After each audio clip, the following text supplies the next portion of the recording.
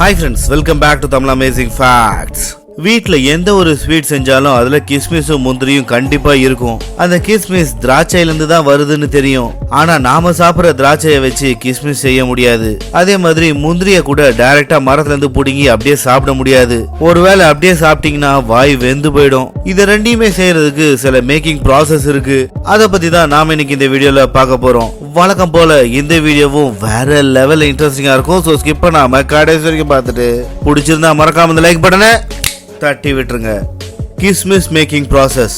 நாம ரெகுலரா வாங்குற திராட்சையில இருந்து கிஸ்மிஸ் செய்யறதுக்கு வாய்ப்பே இல்ல. ஒருவேளை அந்த திராட்சையை வச்சு நீங்க கிஸ்மிஸ் தயாரிக்கணும்னு நினைச்சா அந்த திராட்சை இந்த மாதிரி கெட்டு பழுத்து போயிடும். ஏன்னா அதுக்குன்னு சில திராட்சை வகைகள் இருக்கு. இந்தியாவை பொறுத்த வரைக்கும் சுல்தானா அண்ட் அர்காவதி கிரேப்ஸை வச்சுதான் கிஸ்மிஸ் தயாரிக்கிறாங்க. வேற எந்த கிரேப்ஸை வச்சும் கிஸ்மிஸ் தயாரிக்கவே முடியாது. இந்த திராட்சைகளும் நார்மலா கொடியில தான் வளரும். இந்த திராட்சைகள் ஓரளவுக்கு கொடியில வளர்ந்ததுக்கு அப்புறம் எல்லாத்தையுமே கட் பண்ணி எடுத்துருவாங்க. அதுக்கப்புறம் அந்த திராட்சைகள் எல்லாத்தையுமே ப்ராசஸிங் ஏரியாவுக்கு கொண்டு வருவாங்க. இங்கதான் கிஸ்மிஸ் உருவாக்குறதுக்கான ஃபர்ஸ்ட் ப்ராசஸே நடக்குது. அதுக்கப்புறம் இந்த திராட்சைகளை இத்தாயில் ஓலியேட் அண்ட் பொட்டாசியம் கார்பனேட் கலந்த சொல்யூஷன்ல கிட்டத்தட்ட 2 to 4 நிமிஷம் அப்படியே டிப் பண்ணி விட்டுருவாங்க. இந்த மாதிரி ப்ராசஸ் பண்றதுனால திராட்சையில இருக்கிற பாக்டீரியா ஃபங்கஸ் எல்லாமே அழிஞ்சிரும். அது மட்டும் இல்ல, இந்த திராட்சையை கெமிக்கல்ல முக்கி எடுக்கிறதுனால இது சீக்கிரமா காஞ்சிரும். அதே மாதிரி சீக்கிரம் கெடவும் செய்யாது.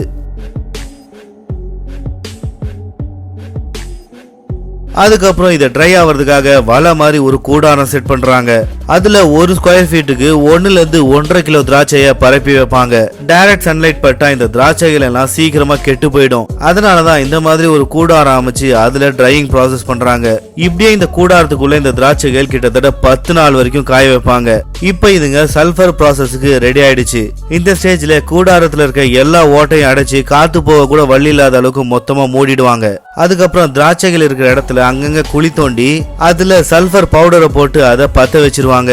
இதுல இருந்து வரப்போக ராத்திரி ஃபுல்லா திராட்சைகள் எல்லாத்துலயுமே பரவிடும். இந்த ப்ராசஸ்னால திராட்சைகள் இன்னும் கொஞ்சம் சீக்கிரமா காய ஆரம்பிச்சிரும். அடுத்த நாள் சல்பர் எல்லாத்தையுமே எடுத்துட்டு ரூமை திருப்பியும் பழையபடி மொத்தமா ஓபன் பண்ணி கிட்டத்தட்ட 4 to 5 நாள் அப்படியே விட்டுருவாங்க. இப்ப இந்த திராட்சைகள் மொத்தமா காஞ்சி ஒரு வழியா கிஸ்மிஸா மாறிடுச்சு. அங்க இருக்க ஒர்க்கர்ஸ் அந்த கிஸ்மிஸ் எல்லாத்தையுமே அப்படியே எடுத்து ட்ரேல ஃபில் பண்றாங்க. அதுக்கப்புறம் இத கிளீனிங் அண்ட் வாஷிங் ப்ராசஸ்க்காக ஃபேக்டரிக்கு கொண்டு போறாங்க. இங்க இந்த கிஸ்மிஸ் எல்லாமே ஒரு கன்வேயர் பெல்ட் மூலமா வைப்ரேட்டர் மிஷினுக்கு போகுது. இந்த வைப்ரேட்டர் மிஷினோட ஹெல்ப்பால அன்வான்டட் மெட்டீரியல்ஸ் எல்லாமே நீக்கப்படுது.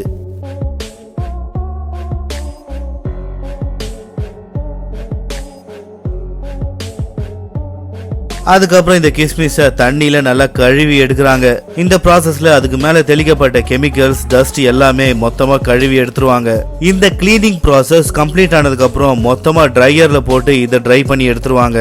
அதுக்கப்புறம் சைஸ் அண்ட் கலருக்கு ஏத்த மாதிரி கிரேடிங்க பிரிச்சு எடுப்பாங்க. கடைசியில இதை பேக் பண்ணி வழக்கம் போல மார்க்கெட்ல வித்துருவாங்க. Wine making process. திராட்சையை பத்தி பேச ஆரம்பிச்சிட்டோம், கூடவே அதையும் சார்ந்திருக்க வைனை பத்தியும் பேசி முடிச்சிடலாம் வாங்க. வைன் பிடிக்காதவங்க யாருமே இருக்க முடியாது. குடிக்காதவங்க கூட முடிக்காக வைனை யூஸ் பண்றாங்க. ஒரு கிளாஸ் வைனை குடிக்கிறதுக்கு சில நிமிஷம் தான் ஆகும். ஆனா அதை தயாரிக்கிறதுக்கு பல வருஷம் ஆகும். அதுக்கு பின்னாடி ஏகப்பட்ட ப்ராசஸ் வேற இருக்கு. புது திராட்சை கொடிகளை உருவாக்குறதுக்காக முதல்ல காஞ்சு போன திராட்சை கொடிகளை சேகரிக்கிறாங்க. அதுல குவாலிட்டியான திராட்சைகளை கிரேடிங் பண்ணி புது செடியை உருவாக்குறாங்க. ஃபர்ஸ்ட் ப்ராசஸா காஞ்சி போன திராட்சை கொடிகளை சேகரிச்சு ஃபேக்டரிக்கு கொண்டு வராங்க. இங்க அந்த கொடியை ஒரு மிஷின்ல விட்டு தேவையில்லாத பொருள் எல்லாம் எடுத்துட்டு வெறும் குச்சியை மட்டும் தனியா சேகரிச்சு எடுக்கிறாங்க. அதுக்கப்புறம் அந்த குச்சி எல்லாத்தையுமே ஒரே சைஸ்ல கட் பண்ணி எடுக்கிறாங்க. அதுக்கப்புறம் அதை ஒவ்வொரு பண்டலா ரெடி பண்ணி அதை கெமிக்கல்ல முக்கி எடுக்கிறாங்க. இந்த ப்ராசஸ்ல இதுல இருக்க அழுக்கு பாக்டீரியா எல்லாம் மொத்தமா போயிடும். அதுக்கப்புறம் கிராஃப்டிங் பண்றதுக்காக நல்ல குவாலிட்டியான கிரேப்ஸ் கொடியை சின்ன சின்ன கட்டையா கட் பண்ணி எடுக்கிறாங்க. இதையும் அதே மாதிரி கெமிக்கல்ல போட்டு டஸ்ட் பாக்டீரியாஸ் எல்லாத்தையுமே ரிமூவ் பண்ணி எடுக்கிறாங்க. லாஸ்டா ஒரு மிஷினோட ஹெல்ப்பால சின்ன கட்டைய பெரிய கட்டையில கிராஃப்ட் பண்றாங்க. அதாவது பழைய கொடியில புது குவாலிட்டியான கொடியை ஒட்ட வைக்கிறாங்க.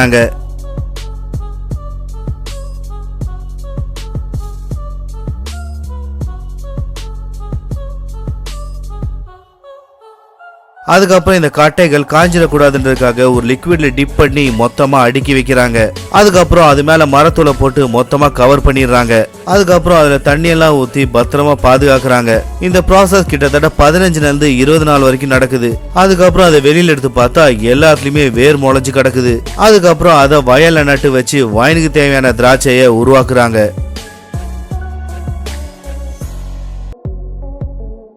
இப்போ இந்த திராட்சைகள் மொத்தமா வளர்ந்து முடிஞ்சிருச்சு. இதுக்கப்புறம் தான் வைன் தயாரிக்கிறதுக்கான ப்ராசஸே ஸ்டார்ட் ஆகுது. வழக்கம் போல திராட்சை எல்லாத்தையுமே பறிச்சு ஃபேக்டரிக்கு எடுத்துட்டு வராங்க. அதுக்கப்புறம் அது எல்லாத்தையுமே மொத்தமா கழுவி எடுத்து கிரஷிங் மிஷின்ல போட்டுறாங்க. இங்க கிரேப்ஸை மட்டும் தனியா கிரஷ் பண்ண மாட்டாங்க, அதுல இருக்க ஸ்டெம்ஸையும் சேர்த்து தான் கிரஷ் பண்ணுவாங்க.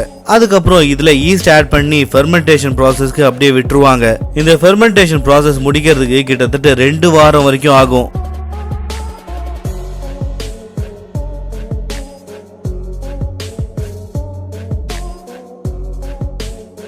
ரெண்டு வாரத்துக்கு அப்புறம் இதுல ஆல்கஹாலிக் ஃபெர்மெண்டேஷன் பண்ணுவாங்க. அதுக்கப்புறம் பிரஸ் மூலமா ஹை பிரஷர் கொடுத்து கிரேப்ஸ் எல்லாத்தையுமே பிரஸ் பண்ணி அந்த சாறை எல்லாத்தையுமே வெளியில எடுத்துருவாங்க.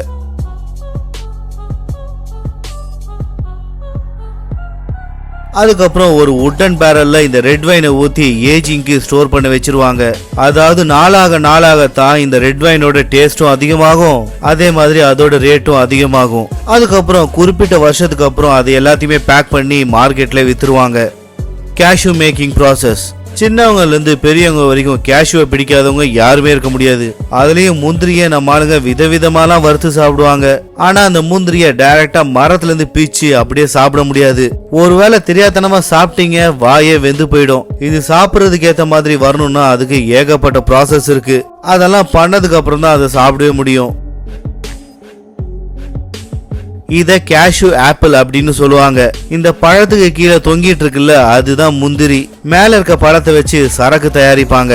அதோட ப்ராசஸ நம்ம இன்னொரு வீடியோல பார்க்கலாம். இப்போ முந்திரி எப்படி தயாரிக்கிறாங்கன்னு பார்க்கலாம் வாங்க. முதல்ல கேஷ்யூ ஆப்பிள் எல்லாத்தையுமே பறிச்சு அதுல இருக்க முந்திரி கொட்டையை மட்டும் தனியா பிரிச்சு எடுக்கிறாங்க. அந்த முந்திரி கொட்டைய 3 இருந்து 4 நாள் வரைக்கும் வெயில்ல நல்லா காய வைக்கிறாங்க. அதுக்கப்புறம் இந்த முந்திரி கொட்டை எல்லாத்தையுமே ஹை டெம்பரேச்சர் ஸ்டீம்ல பாயில் பண்ணி எடுக்கிறாங்க. ஏன்னா நான் ஏற்கனவே சொன்னேன்ல இதை டைரக்டா சாப்பிட்டா வாயே வெந்துரும்னு. அந்த கெமிக்கலை இந்த ஸ்டீம் ஓரளவுக்கு அழிச்சிரும். பாயில் பண்ணி எடுத்ததுக்கு அப்புறம் மேல இருக்க ஓடை தனியா பிரிச்சு எடுத்துடுறாங்க. அதுக்காக ஒரு மிஷினை வச்சு உள்ள இருக்க முந்திரிய உடைச்சி எடுக்கிறாங்க. இந்த ஓடு எடுத்ததுக்கு அப்புறம் கூட முந்திரி கிடைக்காது. அதுக்கு மேல தின் லேயர் ஒன்று ஃபார்ம் ஆயிருக்கும். அது எடுக்கிறதுக்கு முன்னாடி இந்த முந்திரி எல்லாத்தையுமே நல்லா ரோஸ்ட் பண்ணி எடுப்பாங்க. இப்படி பண்றதுனால அதுக்கு மேல இருக்க கொஞ்சம் லிக்விடும் மாயமா மறைஞ்சிரும். இப்ப கடைசியில அந்த தின் லேயரை எடுத்ததுக்கு அப்புறம் தான் நமக்கு கிடைக்கும் இந்த முந்திரி. இப்ப இதை கிளீன் பண்ணி நமக்கேத்த மாதிரி பேக் பண்ணி மார்க்கெட்டுக்கு அனுப்ப வேண்டியதுதான். ஓகே ஃப்ரெண்ட்ஸ், இதோட இந்த வீடியோ முடிஞ்சிருச்சு. இந்த வீடியோ பிடிச்சிருந்தா மறக்காம லைக் பண்ணிட்டு உங்க ஃப்ரெண்ட்ஸ் அண்ட் ஃபேமிலிக்கு மறக்காம ஷேர் பண்ணுங்க. இதே மாதிரி சுவாரஸ்யமான பல இன்ஃபர்மேஷன் நான் போட்ட உடனே உங்களுக்கு வந்து சேரணுமா? அப்ப மறக்காம நம்ம தமிழ் அமேசிங் ஃபேக்ட்ஸ் சேனலை சப்ஸ்கிரைப் பண்ணிட்டு கூடவே பக்கத்துக்கு பெல் ஐகானை கிளிக் பண்ணி நோட்டிபிகேஷன் ஆல்ல போட்டுக்கோங்க. அப்பதான் நான் போடுற எல்லா வீடியோட நோட்டிபிகேஷனும் உங்களுக்கு கரெக்டா வந்து சேரும்.